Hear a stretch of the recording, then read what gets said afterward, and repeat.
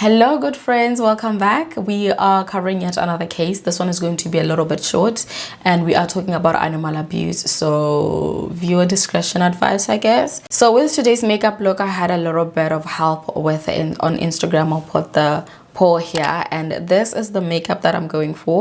Obviously, I'm not going to do the blonde brows, and I might change up the lips a little bit because I don't think that will look flattering on me. I'll just look like a sickly child. But I'm gonna go full throttle on the blush. So yeah, let's do this. And I will link as much product as I can in the description box in case you're interested. All right, let's do the brows and get into the story. Okay, so I'm gonna pop up a picture here. So this is Pony. She's an orangutan. The distinguishing feature from other apes is the really long arms and the reddish orange coat. Not that you can really see it from this picture, but we'll get into it. And the lady here has been named in all of the sources that I could find, so we'll just call her Lady. A lady is a messed up woman. She is messed up in the head. I mean, so is everyone else in the story, but it all really starts with Lady. So in 2003, she is a businesswoman and she ran a brothel in Karangpangi in the Indonesian Borneo. Indonesian Borneo? Borneo.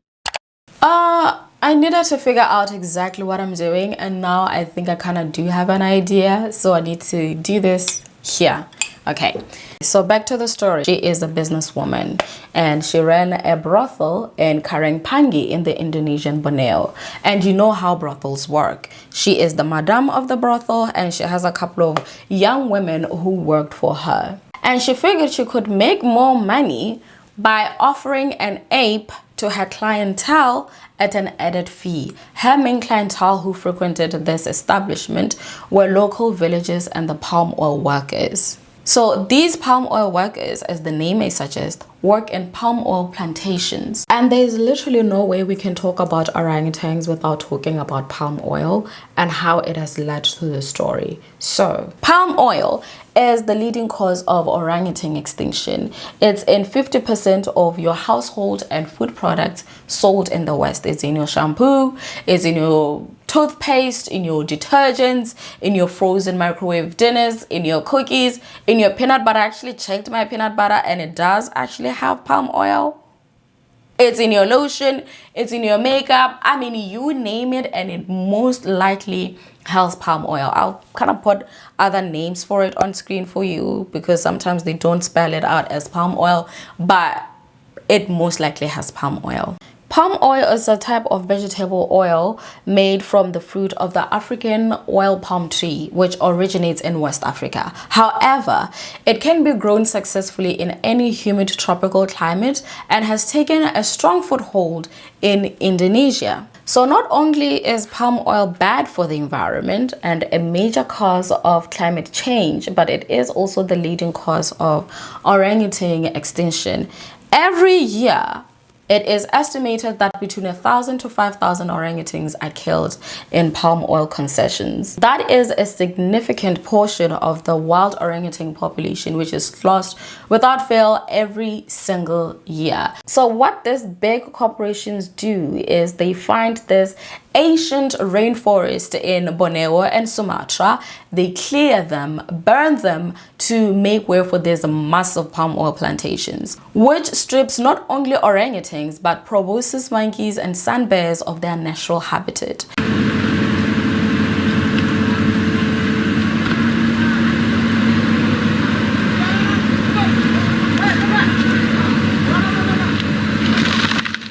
Most of the animals are killed by the fires clearing the forests, and the babies are frequently then captured and sold in illegal exotic pet markets. They can go up for $200 in local markets and upwards of $30,000 in international wealthy buyers. Why people would want to keep apes as pets is beyond me. Like, what happened to cats and dogs?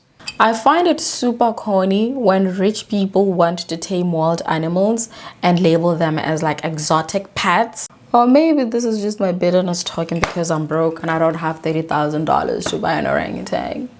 I don't know.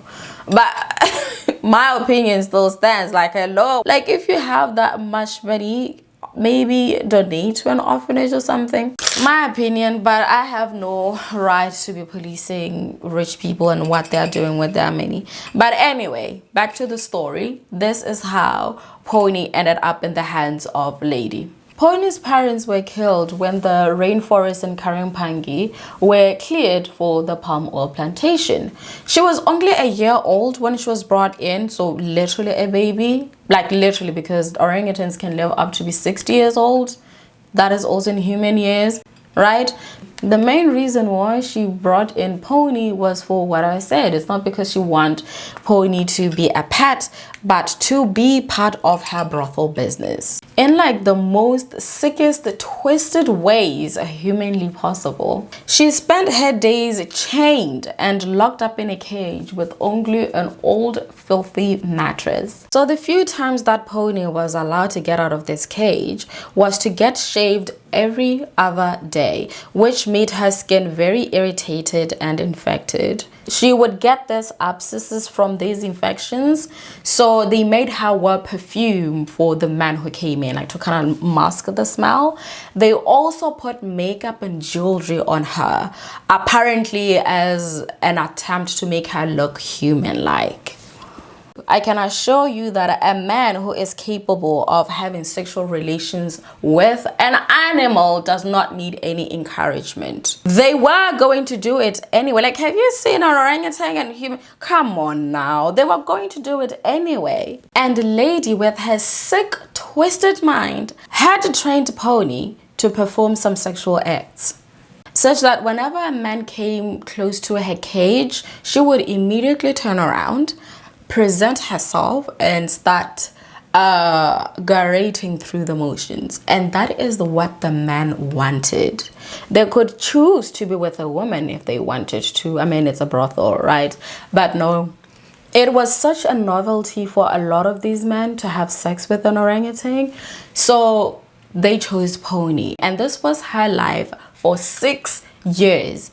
Every day, constantly, never ending, for 6 years straight. So around 2001, 2002, the Borneo Survival Foundation caught wind of Pony's captivity and abuse and made several attempts to rescue Pony.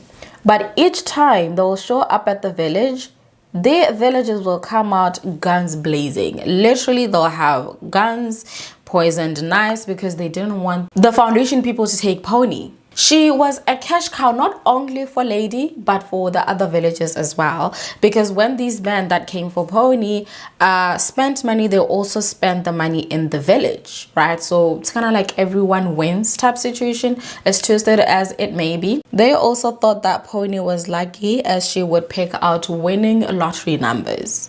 So finally, in February of 2003, it took 35 policemen armed with AK-47s and other weapons to go into the village and demand that they hand over Pony. Lady, on the other hand, was heard wailing, positively screaming, whole toddler mode. Okay, she is wailing. She's like, how dare you do this? Take my baby, bring me my baby. The whole theatrics, the whole dramatics, okay? And really, she was just crying at the loss of her business. It's not like she really cared for Pony as anything other than a big source of income. This amateur video of an orangutan named Pony shows how appalling, even sickening, the treatment can still be. Here in central Kalimantan, lots of small villages have only prostitution and karaoke joints. And she was kept there in a room, tied around her ankle up against the wall, lying stomach down on a mattress, available for customers in the evening. We continued to bring in more and more police officers, and in the end, when we finally got her, we had 36 military police officers with machine guns with us in order to get her.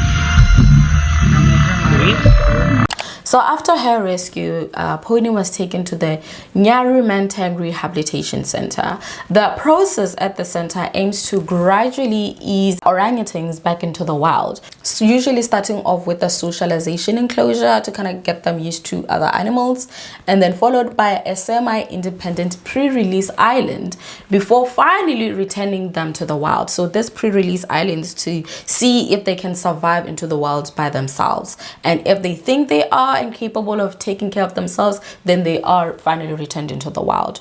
So Pony was not having it at all in the first few years. She had these abscesses and these infections when she was rescued. She was horrendous, and I'm quoting this, I'm not kind of like making fun of her or anything. She was in a really bad shape. So the first thing that they needed to do was to take care of her skin so that her fur can start growing back, and also making sure that they give her like a balanced diet, a lot of fluids, a lot of nutrition, lots of fruits, vegetables, to kind of get her immune system going again. Her emotional and her physical well-being or recovery took the longest. The first few years, she was only cared for by female caretakers because she was not having it with the men's.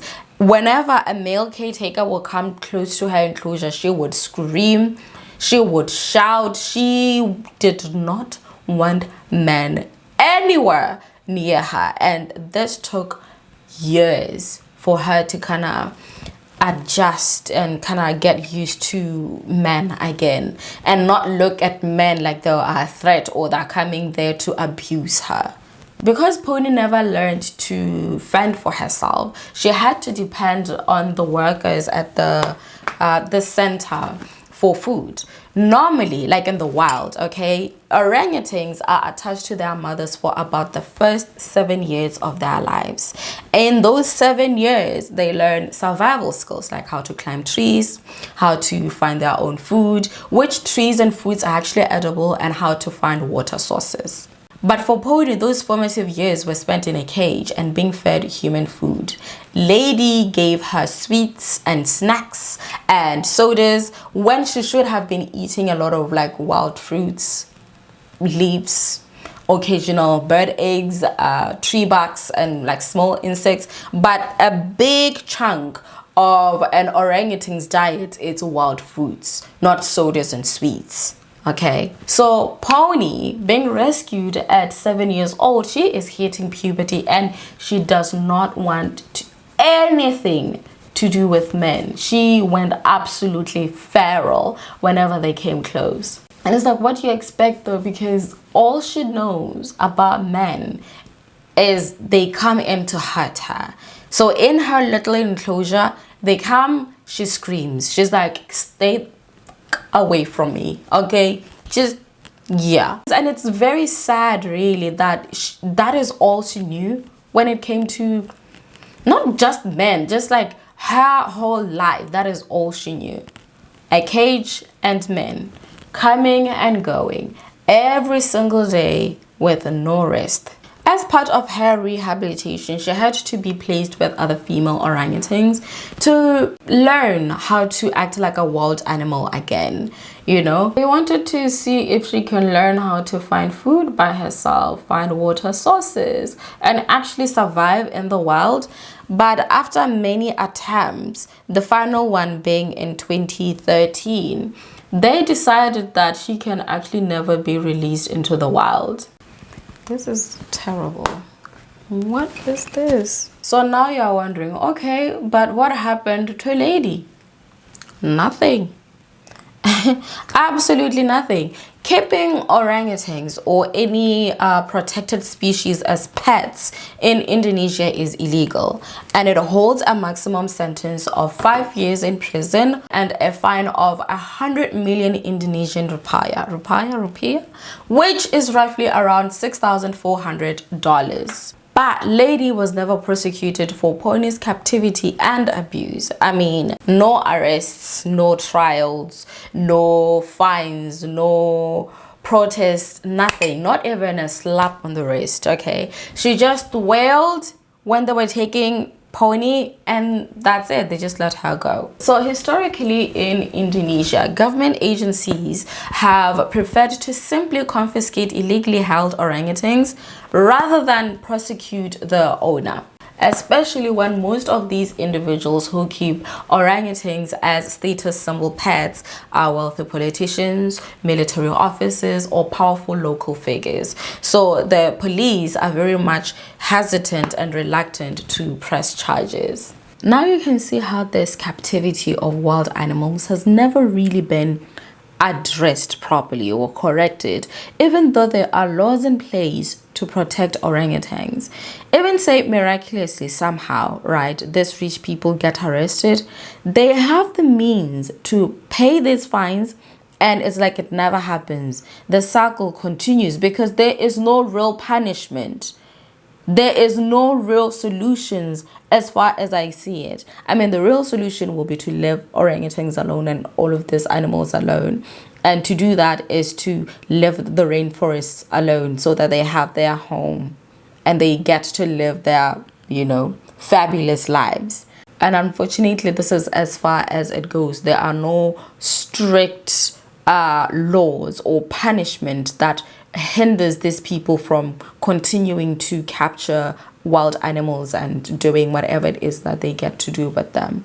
So today Pony is about 30 years old. Her exact date of birth is unknown, but she's about 30 years old. She is healthy, she's happy, no kids, okay, and she still lives in Nyaru Menteng Rehabilitation Center, where she will most likely spend the rest of her days there, because even today she does not really have the survival skills to fully make it by herself in the wild. I mean, she has some, but not enough to be fully independent in the wild. So they're gonna keep her there for until she checks out, I guess. So if you want to help in any way whatsoever, you can donate.